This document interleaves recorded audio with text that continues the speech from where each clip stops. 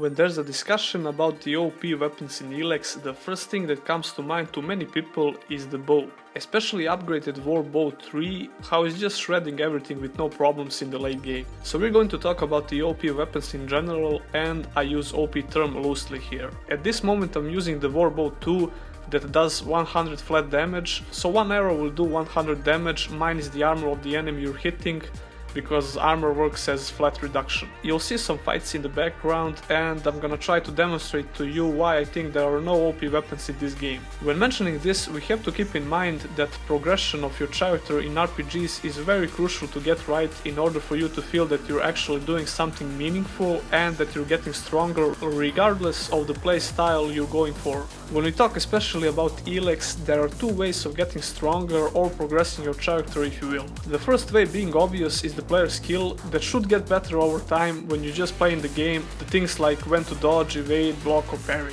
The other way, like every other RPG, is leveling and your equipment, of course. Getting the better armor, weapons, skills, etc, etc. All of that is purely for your character to get stronger and more capable of surviving, as well as doing more damage with little to no skill at all. And I mentioned before in one of my videos that I think Elex has the right combination of skill-based RPG and gear-based RPG. But where I'm going with this?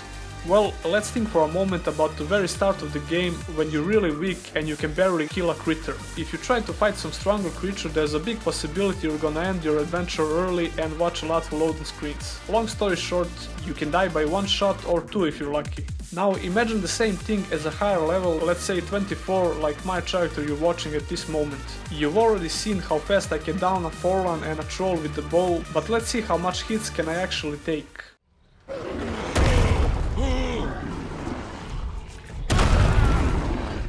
That wasn't really much, right? Now, I'm in a mid-game and I'm wearing this warrior's armor, and I'll soon get the paladin's armor when I hit level 25, but better armor will give you just a few more extra hits you can take with less staggering and faster recovery from the parrying power stat. The difficulty will also affect this, but I don't see my bow as OP if I can take down the troll that fast, when he can actually take me down just as fast if not faster. And not only the troll, of course, there are plenty of other beasts that can do the same. So if you take the fact that some NPCs can do this from the start to you and are still able to do it in the late game if you make a few mistakes, that makes them more OP than your super upgraded weapon, right? Well, not actually, since there are no scaling and every NPC have a static level that won't change throughout the game. Not only the bow, but every upgraded +3 weapon will do a high damage obviously, and there's nothing wrong with that. A few things will survive a full-blown chain attack from a +3 melee weapon or a couple of scatter shots from a War Bow 3. Now when we're finally back to the bow, the scatter shot ability is the actual reason why some people find the bow to be OP. You fire 5 arrows and to my knowledge they all do the same damage. The only way you can hit one target with more arrows at once is to be really close to the target and to actually have many arrows. That can be a really dangerous way to play the game, especially if there are more NPCs attacking you at once, because you have to get your dodges and evades perfectly if you don't want to get hit. Now, if you choose to kite the enemy and shoot it from afar, you won't be able to put more than maybe 2 arrows in one target.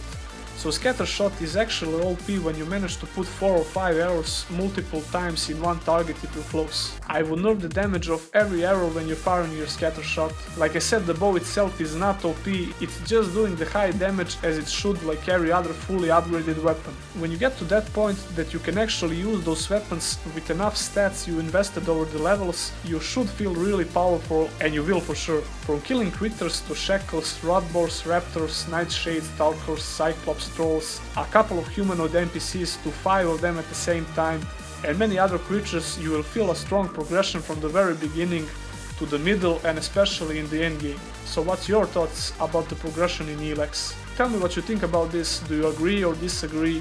Feel free to leave a comment, like the video if you enjoyed it, and subscribe for more content. I'll see you in the next one.